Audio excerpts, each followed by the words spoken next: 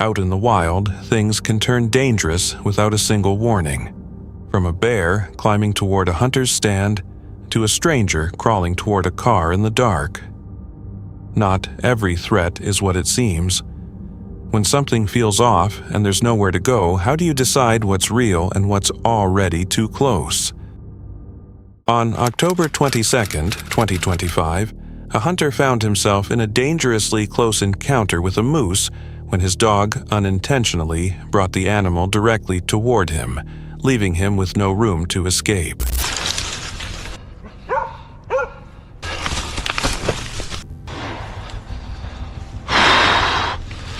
Was this just unfortunate timing, or a warning of how quickly control can vanish in the wild?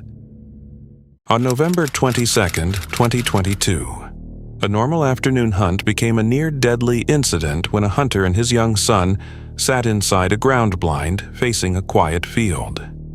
As 3 deer slowly came into sight, 2 unfamiliar men approached from a nearby public area, stepped onto private property and fired a shot toward the deer without checking what lay beyond them. These 2 dudes are fixing to be trespassers. They're sneaking up on our deer, trying to take a shot of the 3 deer that are right in front of us. They better not. You be still. You be still.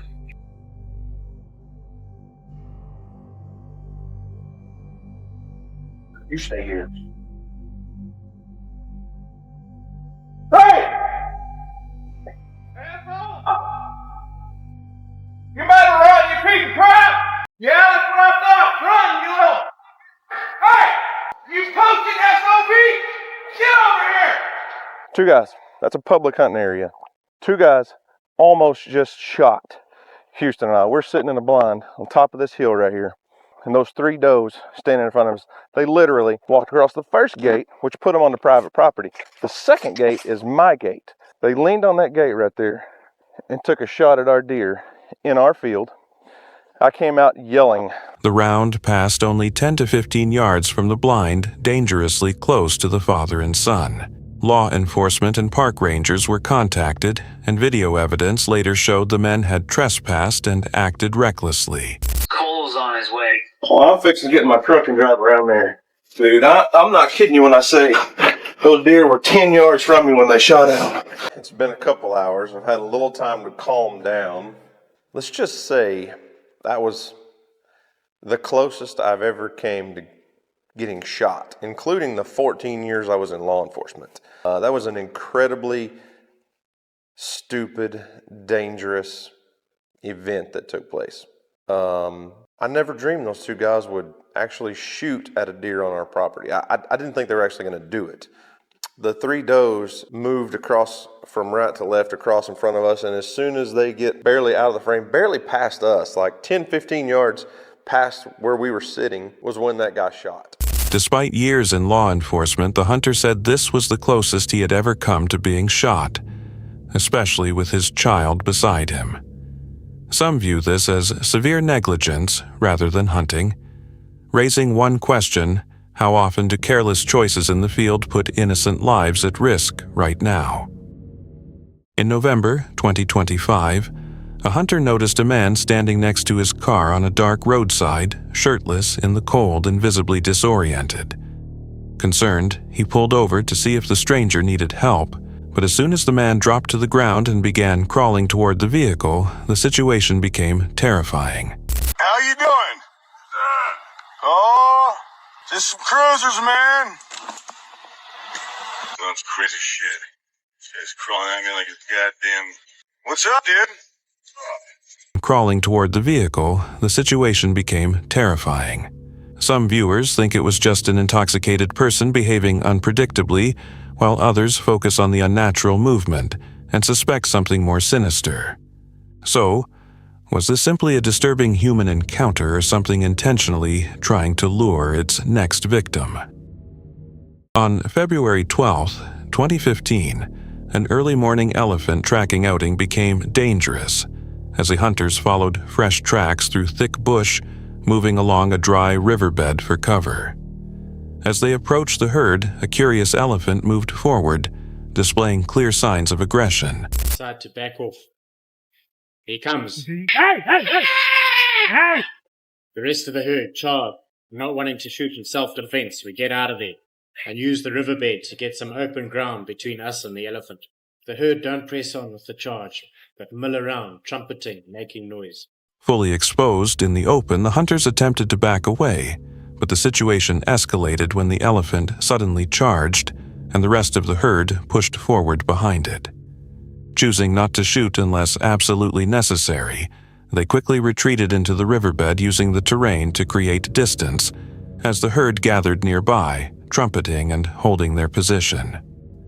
Some view this as a controlled withdrawal shaped by experience, but it leaves one question: how close can you get to a powerful animal before curiosity turns into a charge? A Reddit user placed a trail camera near a strange hole in the forest, but when they came back, both the camera and their tools were missing. In their place was a note inside the hole, written in a cryptic style that only increased the mystery.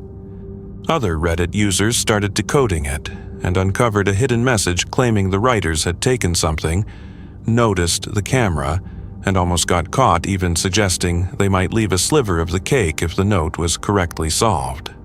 The disappearance of the gear along with the eerie message left everyone wondering what really happened out there and who or what was watching. Rumors suggested a remote property was hiding a strange creature, so Tom went out at night with a camera to investigate. It's like a little bit of illegal dumping.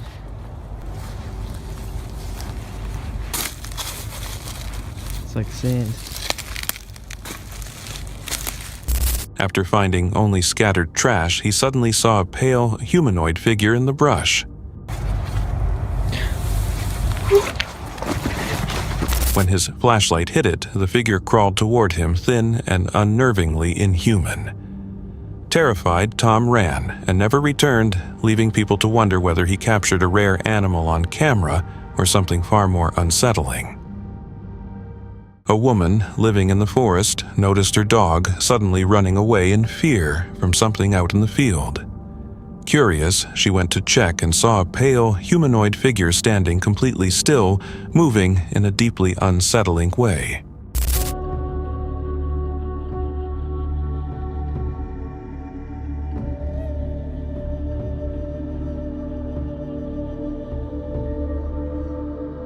Moments later, it vanished only to reappear in the tall grass, silently watching her. What followed remains unknown, leaving many to wonder if she witnessed a person, a spirit, or something far stranger. While staying at a friend's hunting cabin near Jordan Lake in North Carolina, a Reddit user heard unusual sounds outside.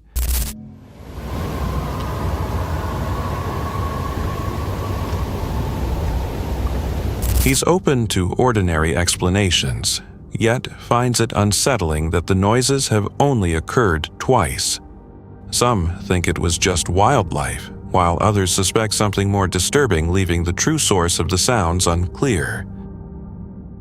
Richard, an experienced outdoorsman, entered the wilderness with his hunting gear, unaware he was about to face an unusually bold bear. Instead of backing off, the animal walked directly toward him, and even attempted to climb the ladder he was sitting on, a move that left everyone stunned.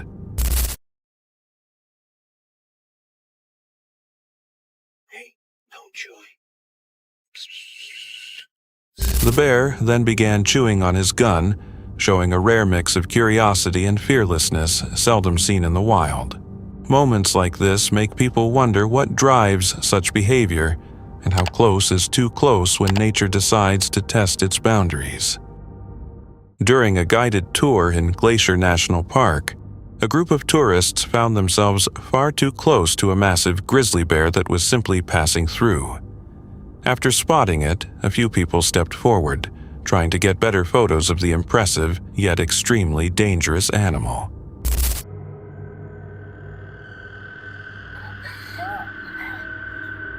That's a big one.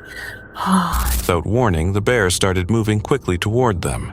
Panicked, the tourists rushed back to the main group to get out of its path. Yeah, he just wants to get through. Fortunately, a park ranger was there and immediately stepped in, shouting to drive the bear away, while instructing the crowd to give it space so it wouldn't feel threatened. He's going that way. Yeah, go get away from it. Let it have its space so it doesn't charge you. You don't want it to feel intimidated. Hey, get out of here! Guys, you want to help me make noise? Yeah, go, go, go, go, go, go, go, go, go. Go. Despite being surrounded by what could have been an easy meal, the bear showed little interest in the people and kept moving. The group was extremely lucky the animal wasn't hungry or provoked, otherwise the outcome could have been far worse. A hunter was sitting quietly in his tree stand hidden among the branches and waiting for any sign of movement when the calm suddenly shattered. Gunshots rang out, close, far too close.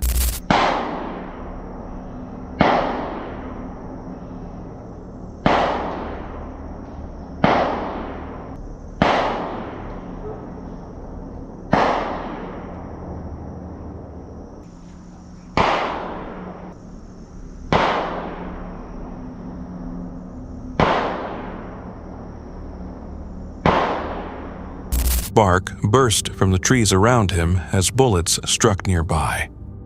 Someone in the woods was firing a handgun directly in his direction. With no other choice, he shouted to make his presence known. When the shots didn't stop right away, he climbed down and ran, refusing to risk a fatal mistake.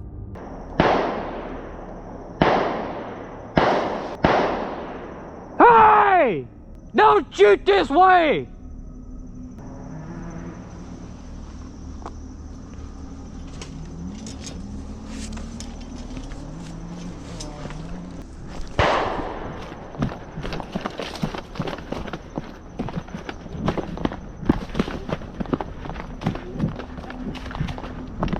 Later, he confronted the shooters and the situation ended without violence.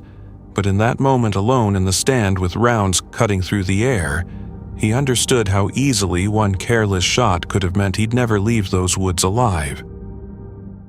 In November 2020, Jake, a hunting content creator, traveled with his partner to a remote area of public land in northern Michigan, miles from the nearest town.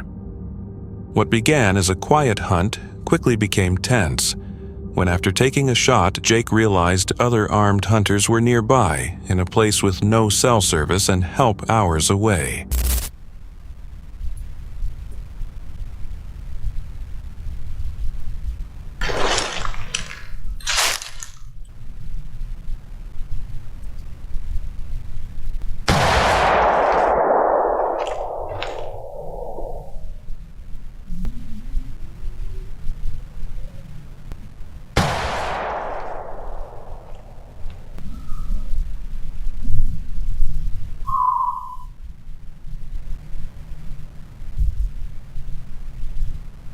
So for a little more context here, I'm sitting about 120 yards from the property line, facing away from it. And as soon as I shoot, I hear some loud talking and door slam on what sounds like a permanent blind, which from looking at my map after the fact, it seems like they actually have their blind on public land. But I hear people start to walk my direction, so I move towards them because I don't know where I hit the deer or if I hit the deer, and I don't want to spook it if it's still alive. And my microphone was acting up, but I captured most of the conversation.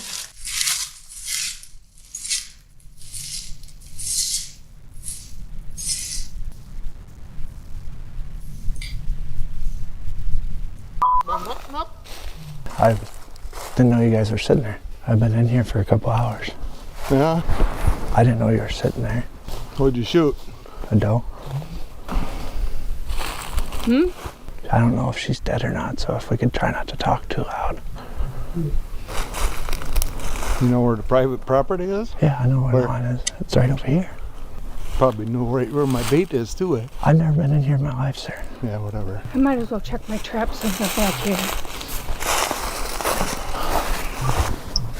I've never hunted here before.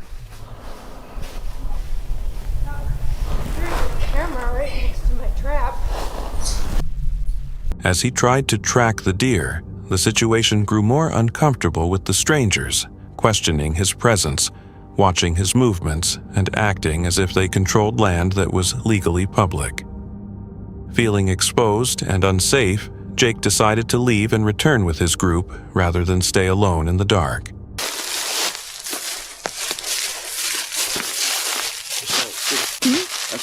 Yeah? There's a trap right there. You're lucky you didn't sit in it. What kind of trap? Foothold for a coyote, bobcat. Yeah, I'm glad I didn't. Yeah? Where are you from?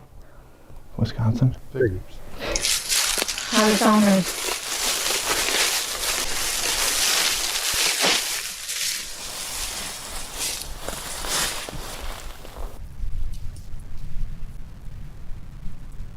Back to your rattling too? So for your back to your rattle and your horn still? Right where you're shooting. That way. I had no idea you guys were sitting there, had bait. I came in from that way and I sat down on this hill because it was too calm to keep moving and scout around anywhere else. So I just sat down. I'm not trying to mess your hunt up, I swear. I just came up here to try to get some venison. Well, we're done for tonight, I guess, eh? Yep. Sat all day. I haven't moved. Does nobody ever come in here and hunt on the public, or? Not normally. What? Where's this deer you shot? I don't know. I shot at her over there and she ran off. Hopefully she's not running further now that we're talking here. She ran that way. Hunting on public land, I bought a license. I'm not doing anything illegal and I'm not trying to mess your hunt up. Like I said, I won't come back. I'm sorry that you sat there all day, but I do. It's right over there. I got a map on my phone that shows me right where it is. Here last year too? No, I've never been here before, I told you.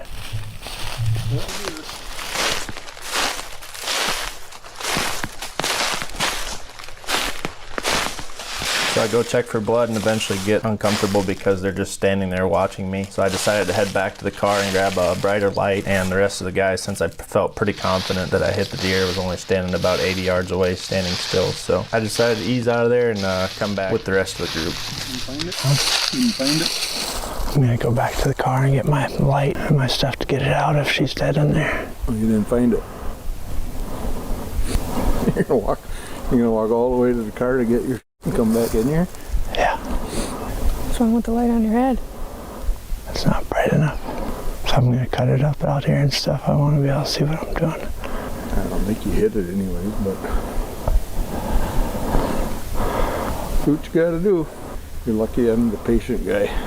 He's not hunting. My brother, the property owner, he'd have a problem. Well, good luck the rest of the season. Yep, thanks.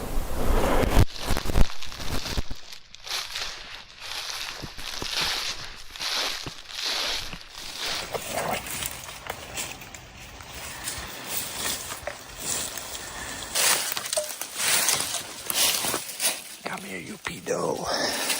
Thank you, Lord.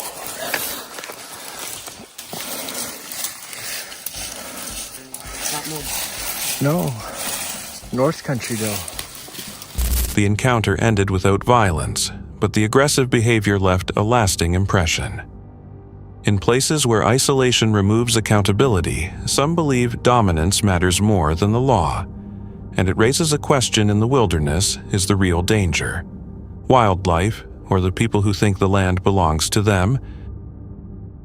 In late October, a father and son returned to a familiar public hunting area during deer season, confident in a setup where the terrain naturally funneled deer along a hillside. The father remained still in a cedar tree while his son filmed nearby, expecting a routine outing. A brief appearance by a large buck suggested potential success, but it wasn't the moment that defined the day. Instead, the real danger came from another hunter entering the area.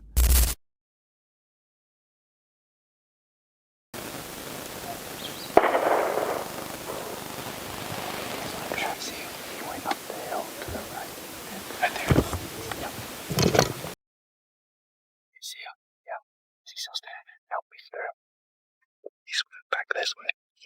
He heard those people on the hill. He's the size of that thing. He's going. You realize he was at 20 yards. I thought he was going to jump the fence right there, and then he was perfect. That buck did not one gunshot, and he was gone. One thing we have learned hunting public land is that you never know what it's going to throw at you. You didn't know existed just 30 minutes ago, or the countless ups and downs that happened during a hunt. Was that seeing a big buck wasn't the event we were going to be talking about when this hunt was over. A pheasant hunter unaware of the father's location moved closer, trying to get attention before raising his shotgun and firing toward the cedar tree. The shots narrowly missed, and the situation ended only after both sides understood what had happened and spoke face to face. He shot right at Dad. Yeah, he did. He don't care, I don't think. I don't know that he even heard it. It literally shot right at Dad. Okay? I'm so sorry. I thought I heard you. I heard like a whistle. So then you shot. That pheasant hunter ended up working his way around to our side here. He whistled, I don't know, he was out on the limb of his cedar tree with a red handkerchief, and about that time, a pheasant got up, and I seen a shotgun go up, and it was pointed right at Dad's tree. Everything was good. Dad didn't get hit by anything, but needless to say, Dad climbed down, pretty much ran out there to talk to the guy, and that guy was super apologetic. We totally understand that it's pheasant season. That guy has every right to be down here just like we do. Dad wasn't hurt. We're going to sit for a little bit while longer now, put a little bit of a damper on the deer movement for a little while, but all's well that ends well, I guess. This encounter highlights key safety lessons for public land hunting. Always confirm your target, and what lies beyond it, assume others may be nearby, and use clear visual signals to show your position. When multiple seasons overlap and visibility is limited, how can hunters better reduce risk and protect everyone sharing the same land? That's it for tonight. Which moment creeped you out the most? Drop it in the comments. Have your own story? Share it with us, and stay tuned. The next one is even darker.